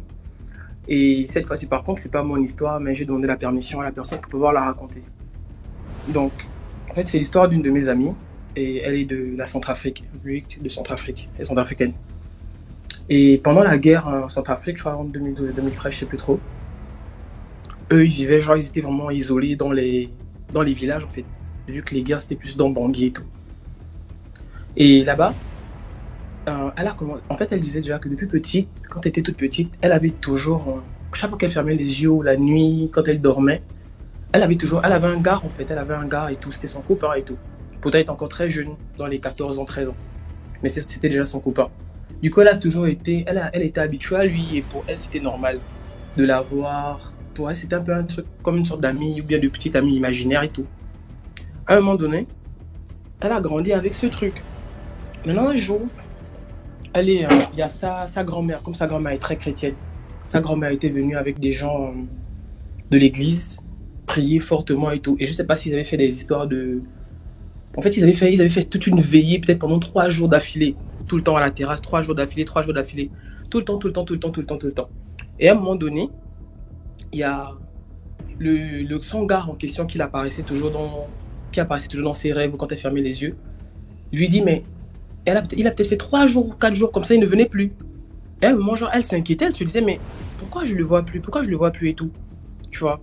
Et un jour, il vient dans son rêve, dans la nuit, et il lui dit, mais elle lui a dit, non, mais pourquoi je ne viens plus, je ne te vois plus. Le gars lui dit, écoute, bah, tes parents ne veulent plus que je vienne te voir. Elle se dit, ah, mais comment ça, mes parents? Mes parents ne te connaissent pas, tu parles de quoi? Tu vois, elle dit, non, mais tes parents ne veulent plus que je vienne te voir, ils m'empêchent de venir te voir et tout. Et elle se posait des questions, mais comment ça et tout? Elle a commencé à être un peu triste et tout. Et le gars, il est parti. 1 semaine, 2 semaines passent, elle ne revoit plus le gars. Et elle était triste, elle ne mangeait plus. Elle était vraiment très triste en fait. C'est comme ça, il y a un jour, elle est en train de dormir encore, bon, une nuit. Elle dort pour être tranquille. Elle se réveille, il y a quelqu'un qui l'attrape par les cheveux. Qui la tire sérieusement. Tu sais que tu me fais là, je vais te frapper, je vais te casser la gueule et tout, tu fais souffrir mon frère et tout. Donc elle est choquée parce qu'elle regarde, elle voit une femme avec un homme en fait. Elle a vu genre un monsieur et une dame et tout qui est en train de l'agresser en fait. Clairement genre l'agresser physiquement. Du coup elle était choquée, elle était en mode mais c'est quelle histoire ça? Donc elle prenait des gifles et tout et tout. Donc c'est comme ça, la première nuit c'était ça. Le lendemain c'est encore la même chose. Elle prend encore des gifles et tout, tu fais souffrir mon frère et tout. Et un jour elle est comme ça en train de se débattre encore la nuit encore, elle se débat et elle se réveille avec vraiment des balafres et tout, des cicatrices. Donc elle est en train de se débattre et tout tranquille. Elle voit son gars en question venir. Et quand le gars vient, il se bat contre son propre frère. Et vu qu'ils étaient au village, il y avait une sorte de puits juste au niveau de la cour où ils étaient, de leur cour. Et tout. Donc pendant la bagarre, le gars arrive, il commence à défendre la meuf en question. C'est comme ça que les deux sont tombés dans le puits. Genre le gars en question et son frère, ils sont tombés dans le puits et sa soeur et la soeur l'a suivi. Elle dit que quand elle a regardé dans le puits, elle a vu genre des grosses queues de sirène. Elle a paniqué que mais ça c'est quoi? Du coup elle est tombée genre et elle a fui, elle est rentrée dans la maison. Elle a raconté ça à sa grand-mère et tout. Et quand sa grand-mère a entendu ça, vu que sa grand-mère était chrétienne catholique, tu vois, sa grand-mère a commencé encore à dire que on va même encore bien mettre le feu. Donc ils sont partis avec les gens de l'église, on l'a mené voir l'abbé et tout. Ils sont allés à l'église voir monsieur l'abbé, ils ont commencé à prier et tout et tout. C'est comme ça on lui a dit, vu qu'à chaque fois que la fille là venait, on l'attrapait toujours par les cheveux. Donc là-bas à l'église ils ont décidé qu'elle doit couper les cheveux en fait, pour ne plus qu'on puisse l'attraper par les cheveux et tout. Vu que c'était toujours par les cheveux qu'on l'attrapait. Donc on lui a coupé les cheveux genre vraiment boule à zéro, tu vois. On a coupé les cheveux boule à zéro et tout. Donc le temps passait comme ça, elle ne revoyait plus le truc. Mais il y a une dame de leur quartier qui a été venue voir sa grand-mère, qui lui a dit que en fait il y a un lien, vu que le gars venait tout le temps dans les rêves, qu'il y a un lien entre elle et le truc bizarre en fait. Elle se disait mais ça c'est encore quel lien? On lui a dit, et c'est comme ça c'est passé, la femme l'avait vu une sorte de petite pièce de 5 francs, de 10 francs, je sais pas trop. Ils ont commencé à chercher la pièce. La pièce était dans une culotte. Genre une petite culotte qu'elle avait depuis très longtemps. Genre que les plus petites, elle ne portait même plus la culotte là. C'était dans ses habits, dans ses vieux vêtements. une vieille culotte de pluie. Donc, c'était les genres de petites pochons, mais sans les petites pièces là qu'on a eu tous quand on était petits là. Donc, la pièce en question était dedans. Et elle-même, elle se souvient qu'elle avait, elle avait trouvé la pièce là au bord du puits à l'époque. Elle avait trouvé la pièce au bord du puits. Du coup, il fallait maintenant un peu... ils ont réglé le sujet et tout. Elle ne voyait plus rien. Par contre, elle était maintenant... Vu qu'elle se disait maintenant que mais le christianisme et tout, ça l'a sauvé des choses bizarres. Donc, elle s'était vraiment lancée dans le christianisme. Et on lui donnait le chapelet à faire, le truc de Marie là. On lui donnait des chapelets à faire. Elle était maintenant très très fervente de Marie tout le temps. Ça priait le chapelet tout le temps. Et un jour comme ça, là, elle avait fait une prière. Elle disait que non, maman Marie, je veux voir ta face. Maman Marie, je veux voir ta face. C'est comme ça, une nuit, elle est en train de dormir tranquille. Elle dort tranquille au calme. Elle voit une sorte de... En fait, elle voit une sorte de... Une femme, en fait. Toute noire, vraiment bizarre, avec des étoiles sur la tête. Comme des étoiles sur la tête, en fait. Des étoiles sur la tête, avec plein de mouches autour d'elle. Et elle commence à avoir peur. Et la femme lui dit en question, n'aie pas peur, en fait. Tu voulais me voir, tu vois. Tu voulais me voir et je me suis présenté à toi avec ma vraie face, avec ma vraie image. Et elle faisait que dire, mais non, mais moi je voulais voir maman Marie, je sais pas toi que je voulais voir. Et la dame lui dit, non, mais c'est moi en fait, c'est mon visage, c'est ma face, c'est moi. Je sais que tu es une vraie servante, tu m'as toujours aimé, accepte-moi tel que je suis, j'ai décidé de me présenter à toi avec mon image à moi. Donc elle a commencé à paniquer, elle disait, non, non, je ne veux pas. Donc en fuyant, l'entité, disons, la femme en question, là, la Marie, je sais pas, mystique, bizarre, a craché en fait. Et quand elle a craché, il y avait plein de mouches. Donc elle a avalé une mouche. Depuis que je connais la fille là, jusqu'aujourd'hui, elle passe tout son temps à tousser. Et elle dit qu'aujourd'hui c'est même plus calme parce qu'avant elle toussait beaucoup le sang. Elle toussait le sang. Et quand elle allait dire ça aux gens de son église, ils ont fait des rituels et tout, des trucs comme ça et tout.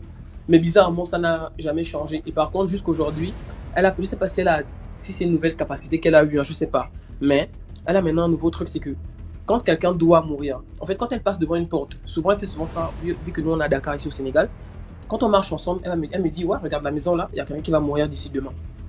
Et je vous jure que quand elle dit ça, c'est vrai. Le lendemain, il y a quelqu'un qui meurt, ou bien une semaine après, tu vas voir les gens dehors en train de pleurer qu'il y a quelqu'un qui est mort et tout. Donc c'était juste ça un peu l'histoire globale.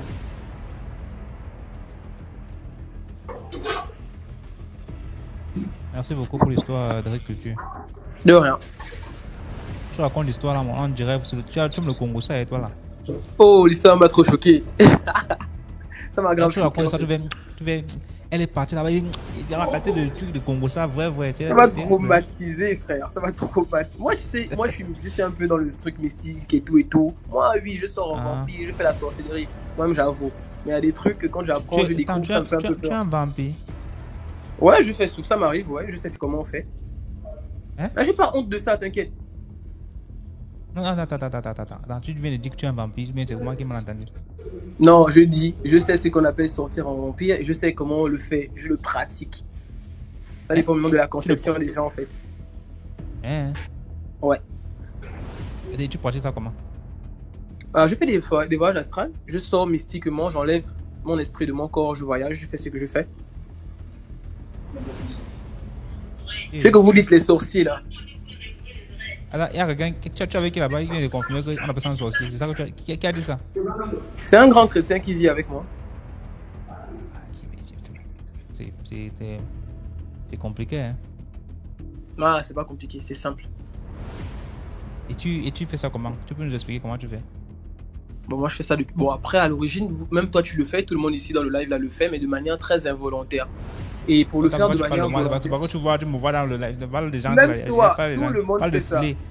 Mais vous pensez généralement que c'est des rêves. Et Atina. Vous pensez généralement que c'est des rêves en fait, et vous vous dites, ouais, on a fait un rêve particulier. En fait, non, vous faites des sorties astrales, mais vous ne le savez pas. Maintenant, de manière volontaire et voulue, ça maintenant, c'est tout un travail spirituel. Mais tout le monde le fait, et tout le monde a la capacité de le faire. Mais bon, c'est pas un peu l'objet de la discussion aujourd'hui. On parle du juste raconter une histoire. En tout cas, on va te faire monter après. Et puis on va te faire monter en même temps. On va causer. T'inquiète pas. Merci beaucoup de l'écriture. Ok, DMG. Lily, bonsoir. Bonsoir. Bonsoir. La voix, le tonus, la voix est charismatique. Merci DMG, je te suis depuis un moment et je pense que Merci. tu fais un travail formidable. J'espère vraiment que beaucoup de personnes vont éveiller leur conscience et apprendre beaucoup de choses. Alors moi, j'ai 2 histoires à raconter, des histoires qui se sont produites au Gabon, des histoires réelles. Alors c'est l'histoire d'un couple, vraiment le genre de couple qui donnait envie de les ressembler. Parce qu'ils avaient une très belle vie, vraiment une très belle vie. Ils faisaient des voyages, ils avaient une très belle maison, ils avaient beaucoup d'acquisitions en immobilier. Leurs enfants apprenaient dans des meilleures écoles, mais vraiment la best life, comme on dit chez nous. Après plusieurs années, le monsieur, généralement, il avait des conquêtes à chaque fois, mais il est tombé sur une dont il n'arrivait pas à se défaire. Au point où sa femme, bien sûr, elle était jalouse de la chisa de son mari. Donc, elle avait dit ceci à son mari, que s'il continuait à voir la dame, à voir la chisa, les choses devaient mal se passer entre eux. Et qu'il fallait donc absolument que cette fille vienne vivre également avec eux. Donc, il devait la prendre en seconde épouse. Donc, le monsieur était très embêté parce qu'apparemment, il aimait bien la fille et il savait qu'en l'épousant, la fille devait vivre la réalité de leur vie, de l'apparence que les gens voient souvent dehors. Alors, il épouse la fille. Elle vient s'installer chez eux dans vraiment une très grande maison. Donc, elle s'installe, elle a ses appartements, elle est très bien installée. Et un jour, la maîtresse de maison, donc la première femme, va voir la jeune fille. Et là, je vais quand même prendre une parenthèse. La fille, elle travaillait dans une banque. Ça veut dire qu'elle avait un très bon salaire, elle avait un très bon niveau de vie. Mais les femmes aujourd'hui, avec l'argent, ne comprennent pas. Elle a voulu avoir plus parce qu'effectivement, le monsieur, vu que c'était un client à elle, lui donnait beaucoup d'argent. Il lui offrait tout ce qu'elle désirait. Donc, elle s'est dit, en me mariant avec le monsieur, certainement, j'en aurai plus. Donc, elle se marie avec le monsieur, elle vit avec le monsieur et la première dame. Donc, la première femme va voir la fille un matin en lui disant, écoute, c'est ton tour. La fille dit, elle est un peu surprise, mon tour de quoi? Elle se disait peut-être le tour avec le mari. Elle dit, non, c'est pas le tour avec le mari, c'est ton tour de connaître et d'entretenir l'objet, la base même de notre richesse. Aujourd'hui, c'est ton tour parce que tu dois commencer, à partir de maintenant, là, tu vas commencer. La fille, elle est perplexe, elle se demande, mais de quoi est-ce que la femme parle et tout? Et elle emmène au sous-sol, ils avaient un sous-sol très bien aménagé. Et dans ce sous-sol, gardait le corps de la mère du monsieur. La mère décédée, morte depuis des années. Donc, il y avait des rituels qui devaient être faits. Donc, la première dame, elle avait accepté la richesse à une condition de prendre soin du cadavre de sa belle-mère. Donc, elle devait laver le cadavre à une période bien définie. Et en le faisant, par la suite, il devait avoir de l'argent dans la pièce. Donc, c'est cet argent qu'ils prenaient pour faire leurs investissements, pour faire ce qu'ils avaient à faire. Donc, quand la jeune dame est arrivée, et il fallait l'enfermer, on devait l'enfermer dans la pièce, elle devait laver le corps et après boire cette eau. C'était ça la condition. Oui, elle devait laver le corps et puis après boire cette eau. Donc, la première femme l'a enfermée dans la pièce et dire que tant que tu ne l'aurais pas fait, tu ne sortiras pas d'ici parce que j'ai supporté ta présence dans la vie de mon mari et dans ma vie. Donc, maintenant que tu connais l'origine de la richesse de notre mari, tu dois faire pareil. Parce que moi, je l'ai fait pendant toutes ces années. Donc, je ne serai plus là à subir toute seule. Aujourd'hui, tu vas le faire au montant descend. Donc, elle a lavé le cadavre Elle n'avait pas le choix. C'était soit ça, soit elle ne sortait jamais de la pièce. Donc, elle a lavé le cadavre de la belle-mère. Elle a lavé. Et elle a bu cette eau. Je pense que la première dame, elle devait être mystique avec son mari. Elle a su que la fille avait terminé. Elle a ouvert parce qu'elle a passé toute la journée à le faire. Elle a ouvert la porte quand la fille est sortie. Je pense qu'elle a perdu complètement la raison. Elle est devenue folle jusqu'à ce jour. Donc, c'est une histoire vraie qui s'est passée dans le quartier. Bon, je vais taire le nom du quartier, mais c'est une histoire réelle qui s'est passée au Gabon. Donc, après avoir bu cette eau, elle est devenue folle et elle a tout perdu. Donc, je pense que la morale de cette histoire, c'est pour dire, surtout aux femmes. Bon, je sais que les hommes aussi, et surtout les femmes, apprenons à vivre avec ce que nous avons. Parce que je pense que Dieu nous a tous donné une capacité. Nous tous, nous avons une étoile qui brille. Donc, il suffit de travailler à faire briller son étoile, à faire ses activités, puis avoir une vie que l'on veut avoir. Au lieu de rentrer dans des sectes bizarres, d'aller signer des contrats étranges, tout ça coûte de l'argent. Alors que cette fille avait de l'argent, elle travaillait dans une banque. Ça veut dire qu'elle avait un véhicule. Elle avait une maison. Elle était bien. Mais elle a voulu avoir plus que ce que ses yeux ne pouvaient contenir. Donc aujourd'hui, elle a tout perdu. Elle est folle. Et puis ses parents, c'est vraiment dommage pour eux parce qu'ils ont payé les études, ils ont pris soin d'elle. Aujourd'hui, elle est folle jusqu'à ce jour. Elle n'a plus jamais pu avoir la raison à nouveau. Wow. Donc voici la première histoire. Oui. Donc la deuxième histoire, alors ça c'est dans mon village, c'est un arrière-grand-père à moi. C'est ma mère qui me l'a raconté cette histoire, elle est bien réelle. Donc alors on avait un arrière-grand-père. Dans mon village, en fait, il y a il y a des vieux, c'est-à-dire, il y a un qui est spécifiquement fait pour la chasse. Il y en a un autre qui sont un groupe, des groupes de personnes qui sont spécifiquement là pour faire de la pêche. Et moi, mon arrière-grand-père, lui, il avait ce don de pouvoir faire de la pêche. Et il aimait partir seul, bizarrement. Et lorsqu'il partait seul, c'est-à-dire, il emmenait une quantité de poissons assez exceptionnelle. Ce qui fait que les autres se demandaient, mais comment il fait? Parce que nous, lorsqu'on va, par exemple, en groupe, on n'apporte pas autant de poissons. Mais qu'est-ce que le type, il fait? Et lui, quand il partait à la pêche, il partait pendant des jours. Il pouvait partir pendant une semaine. Personne ne le voit. Personne ne sait là où il se trouve. On sait juste qu'il est parti à la pêche, dans une rivière. Et on attend juste son retour. Quand il arrive, il amène énormément de poissons. Il était seul. Alors, c'est un membre du village et tout voulait connaître son secret pour savoir. Bon, pourtant, c'est la même rivière où nous partons pêcher. Mais pourquoi le type, il ramène toujours une quantité de poissons exceptionnelle et nous, on emmène toujours juste un peu? Mais qu'est-ce qui se passe? Donc, ils l'ont suivi un jour. Il est allé au bord de l'eau. Il a fait quelques rituels parce que même pour aller à la chasse, ceux qui allaient faisaient souvent des rituels. Donc, il a fait un petit rituel et tout. Il a pris sa pirogue. Il est allé juste au milieu de la rivière. Une sirène sortait une sirène sortait de l'eau pour le prendre, l'emmener sous l'eau. Il passait du temps, parfois une semaine, parfois deux. Et lorsqu'il remontait, il revenait avec une grande quantité de poissons. Donc, les personnes qui sont allées pour trouver son secret, il y a certains qui sont morts parce que d'autres ont plongé parce qu'ils voulaient aller voir. Mais bon, après, je pense que, comme disait ma mère, il fallait être un mystique pour pouvoir aller voir le secret. Bon, après, tu sais que les villageois, il y a beaucoup de sorciers. Donc, il y a beaucoup qui sont allés découvrir le secret. Donc, la sirène s'est fâchée. Elle a inondé par la suite une bonne partie du village parce qu'elle n'était pas contente que mon grand-père, parce qu'elle se disait que c'était lui qui avait demandé aux gens de venir avec lui pour aller découvrir le secret. Un arrière-grand-père, voilà. Donc, c'est juste pour dire que ces esprits existent vraiment et qu'il faudrait également faire attention parce que c'est généralement des esprits méchants. Moi, ça me fait rire lorsque j'entends des gens dire « Ouais, mais c'était un esprit gentil ». Mais les esprits ne peuvent pas être gentils, c'est pas possible. Ni un démon d'ailleurs, c'est pas possible.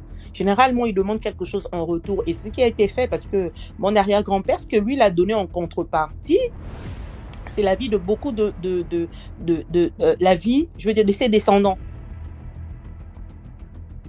Généralement, on retrouve des personnes dans ma famille, il y en a qui n'arrivent pas à enfanter, il y en a d'autres qui n'arrivent pas à avoir un travail, il y a des personnes qui n'arrivent pas à avoir une vie stable. Bon, surtout pour ceux qui ont décidé de peut-être pas donner leur vie à Dieu. Donc, c'est juste pour dire que voici un peu la fin de l'histoire, juste pour dire que les esprits, ils sont pas généralement gentils. Lorsqu'ils viennent dans votre vie, c'est pour récupérer quelque chose en contrepartie. Et souvent, les gens n'arrivent pas à se marier, ils n'arrivent pas à enfanter, d'autres n'arrivent pas à travailler. Voilà, un peu, ça apporte beaucoup d'instabilité. Donc, Dieu merci, moi, je n'en fais plus partie parce que, franchement, je mène bien ma vie. Et puis, du moment où, quand ma mère me l'avait raconté, heureusement pour moi que je prie. Donc, il y a beaucoup de liens que j'ai coupés autour de moi. Et je reste convaincue que cela ne peut plus m'atteindre, ni moi, ni ma progéniture. Voilà, c'est des liens que j'ai coupés. Donc, voilà un peu ce que je voulais partager avec vous ce soir. Merci beaucoup, Lily Duchesse, pour tes deux histoires. Ok. Dans les commentaires. Bonsoir, DMG. Bonsoir, Kali.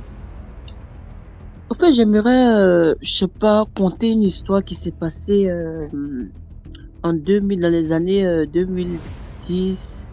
En fait, il y a plusieurs histoires, mais je vais commencer par une d'abord. Dans les années 2010, au fait, j'étais encore, disons 2005, bon 2005, j'ai commencé par celle de 2005. J'étais encore à l'école primaire, si on peut dire ça comme ça, dans un village au fait. Je suis ivoirienne, dans un village à l'ouest de la Côte d'Ivoire. Au fait, étant dans le village, vous savez, chaque année, au fait, en fin d'année, il y a des hommes de Dieu qui viennent dans les villages pour attraper les sorciers, au fait. Quand ils viennent dans les villages, ils viennent On dit, il y a un tel qui a mangé un tel dans tel coup, des trucs comme ça. Donc, du coup, on était dans le village. Moi, je partais vendre, au fait, les bissap de ma tante. Après, au fait, dans le village, quand il y a des petits congés, je prends les bissap de ma tante, je vais vendre tout autour à la gare. Donc, maintenant, il y avait un monsieur, un vieux qui habitait non loin, au fait, de là où je partais vendre les bissap de ma tata. Donc, les gens qui sont venus attraper les sorciers, dès que ce vieillard, au fait, particulièrement, dès qu'il a appris que non, il y a des gens qui venaient attraper les sorciers, au fait, dans le village, le monsieur, il a grimpé, au fait, pour aller retourner le lampadaire, au fait. Il allait retourner la tête du lampadaire pour le faire. C'est-à-dire, le lampadaire la lumière commençait à regarder en haut au ciel, au lieu de regarder, je sais pas, au lieu d'éclairer, pardon, le parterre. Donc, c'est comme ça. Et il y avait un autre sorcier encore qu'on partait attraper. Le sorcier, qu'est-ce qu'il a fait? Il s'est transformé en un petit hibou. En fait, c'était devant nous parce qu'on suivait les gens. En fait, on était tellement petits, on suivait les gens pour rentrer dans les coups. Donc, le sorcier, maintenant, il s'est caché, au fait, dans le pain d'une dame, au fait. La dame, au fait, elle vendait les placalis. Chaque matin, elle vendait les placalis avec des trucs comme ça. Le sorcier allait se cacher un petit hibou d'une manière pour se cacher. Donc la dame était là, chaque fois la dame dans son habit, elle dit mais c'est quoi qui me dérange, et il a transformé au fait tout la dame, au fait, on dit dans le village il faut pas vendre de la viande tout. Donc la dame avait les poissons au fait dans son truc, dans sa sauce tranquille. Donc le monsieur il s'est permis au fait de transformer au fait les poissons du monsieur. Les poissons le sorcier a transformé au fait les poissons de la dame en viande au fait. Donc la dame était là dans son habit, elle dit mais c'est quoi qui me dérange, Donc c'est comme ça la dame se lève, elle voit il y a un petit hibou qui tombe au fait de trucs. Donc maintenant ils ont appelé les trucs de sorcier, le monsieur il est venu, il a fait des incantations, les trucs comme ça, il a versé une poudre et maintenant voici le sorcier maintenant qui se transforme en un vieux qui est tout nu au fait, le vieux assis. Donc quand le vieux assis maintenant on demande au vieux maintenant mais dans quel coup, qu'est-ce que tu fais ici? Qu'est-ce que tu fais dans le truc de la dame? Il dit non, qu'il était venu pour se cacher, des trucs comme ça. Donc, je sais pas, ils ont mis une poule, ils ont commencé à faire des trucs. Le vieux a commencé à parler que lui, il a mangé ceci, il a mangé son enfant, il a donné tant en sorcellerie, il a fait des trucs. Donc, c'est comme ça, les gens ont pris le vieux pour aller chicoter le vieux. Et il y avait une petite fille encore dans le village qui avait le pied pourri au fait. Ils ont demandé à la petite, mais comment se fait que toi, à ton âge, comme ça, tu vois, tes pieds sont pourris. Elle dit, c'est elle, son pied, on dépose pour découper la viande là-dessus. Donc c'est comme ça, son pied est comme ça. Et il y avait un petit garçon de 5 ans, qui avait le ventre tellement gros que, il dit non, que quand on attrape les bébés, c'est dans lui son ventre, on cache les bébés là, le temps que non, on puisse tuer les enfants. Donc, c'est un peu ça, au fait. Donc, on est resté dans le village jusqu'à... Bon, c'était les mêmes trucs. Parfois, ils partaient cachés. Chaque matin, chaque nuit, quand tu es couché, comme ça, tu as l'impression qu'il y a quelqu'un qui vient taper à ta fenêtre pour faire coco. Quand tu es couché, tu as l'impression qu'il y a quelqu'un qui vient taper à ta fenêtre. Mais quand tu te lèves pour regarder, tu vois personne. C'était un village, franchement, rempli de sorciers. Mais ce jour-là, franchement, ils ont attrapé tellement de sorciers ce jour-là. Jusqu'à, franchement, le village était franchement à feu. Tout le monde s'est levé, quoi. Des trucs comme ça. Maintenant, ma deuxième histoire, au fait, qui moi-même, quand j'étais à Abidjan, au fait, mes parents me disaient à chaque fois de ne pas sortir. Il y avait des fêtes qu'on faisait, des fêtes de quartier, tout. On partait dans les fêtes. Donc, à chaque fois, mes parents me disaient, tu es encore petite, reste à la maison, ne sors pas, reste à la maison. Donc, moi, je dis à mes parents, non, en tant que petite fille, franchement, les artistes doivent venir, pourquoi ne pas aller regarder, tout. Je vais m'amuser aussi. Donc, une nuit, ma mère m'a dit, chaque année, les fêtes se faisaient au fait chaque année. Donc, ma mère m'a dit non, de ne pas sortir, tout. J'ai dit à maman, il n'y a pas de souci, je vais pas sortir. Donc, c'est comme ça, une nuit, je m'habille, je porte une petite jupe tranquille, bien sexy. Je sors, je dis rien à mes parents, je me cache, je sors. Je vais à la fête, au fait. Donc, arrivé là-bas, il y a un monsieur, au fait, qui m'a aperçu, qui était habillé en tout blanc. Où je passe, le monsieur. Je lui ai dit, le monsieur me dit qu'il veut prendre mon numéro. Je lui ai dit, non, je te donne pas mon numéro, quitte derrière moi, s'il te plaît. Je donne pas mon numéro. Le monsieur, à chaque fois quand je rentre, où je m'en vais, toute la fête, le monsieur. Jusqu'on est resté, je suis resté à la fête jusqu'à était minuit, au fait. Malgré ça, le monsieur continue à me suivre. Maintenant, je suis resté, je vais revenir parce que chez nous, au fait, il y a le marché, entre la maison de mes parents, la cour de mes parents, il y avait un marché, au fait, qui séparait le lieu de la fête et la cour de mes parents. Donc, c'est comme ça, je cherche maintenant comment faire pour traverser le marché pour aller chez mes parents, pour rentrer à la maison, en fait. Donc, je vois des tatas, le même monsieur en blanc, il continue à me suivre. Je vois maintenant une tata qui était en train de vendre les oranges, tout, je suis allée me confier à la tata et essayer de me cacher au fait. Mais malgré ça, le monsieur, il allait s'arrêter dans le noir, dans le marché, en train de me regarder au fait. Le monsieur continuait à me suivre. J'ai dit à la tata, il y a un monsieur, depuis que je suis à la fête, le monsieur, il me suit, je sais pas qu'est-ce qu'il me veut, je sais pas, je comprends rien. La dame m'a dit, non, assieds-toi ici. Je suis restée là-bas jusqu'à 1h du matin, le monsieur, il a arrêté encore, il ne veut pas partir. Donc, je suis restée là. La tata, il a dit, ah, franchement, il fait ta ma fille, nous, on veut rentrer. Et c'est comme ça, DMG, j'ai vu le monsieur, dès qu'il a retourné d'une manière, j'ai pris la fuite au fait, j'ai couru jusqu'à aller rentrer dans la maison de mes parents, m'enfermer à double tour. Jusqu'à le lendemain, je suis pas sortie, j'ai jamais en parlé à quelqu'un jusqu'à aujourd'hui au fait. Donc c'est un peu ça. Ok. Merci beaucoup pour l'histoire. Merci, au revoir. Ça peut aussi être un violeur comme ça, peut-être même pas un sorcier. Donc, ah bah moi je sais pas, moi en tout cas il me échappé. Mais tu es quand même, tu sors quand même étant sexy, tu veux quoi? Moi je vais te suivre même toute la journée.